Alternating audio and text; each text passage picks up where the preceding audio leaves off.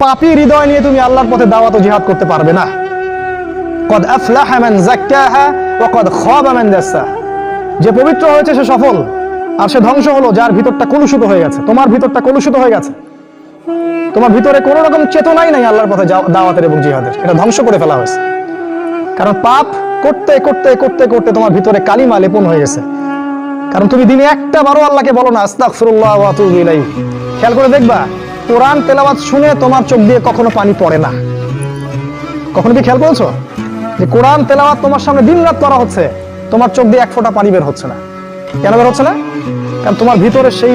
আমরা যারা মুসলমান, মুসলিম পরিবারে জন্মগ্রহণ করেছি, আমরা বা আমাদের মধ্যে বেশিরভাগ মানুষ এখনো এই নিয়ামতের শুকরিয়া আদায় করতে পারি নাই যে আল্লাহ পাক আমাদেরকে মুসলমান পরিবারে জন্ম দিয়েছে, কালিমা পড়ার তৌফিক দিয়েছে।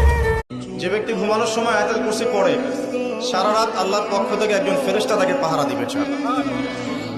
কিন্তু এই কথা নাসা বিশ্বাস করবে না, এই কথা বিজ্ঞান বিশ্বাস করবে না, কারণ তাকে চোখে দেখা যায় না। তাদের একটা জ্ঞানতাত্ত্বিক দর্শন আছে, যেটা আমরা ইউনিভার্সিটিতে পড়ে আসছি দীর্ঘদিন। সেটা হলো, যা চাক্ষুষ দেখা যায় না এগুলোতে বিশ্বাস করতে নাই। পরীক্ষা নিরীক্ষা পর্যবেক্ষণের মাধ্যমে যখন কোনো সিদ্ধান্ত পাওয়া যাবে সেটা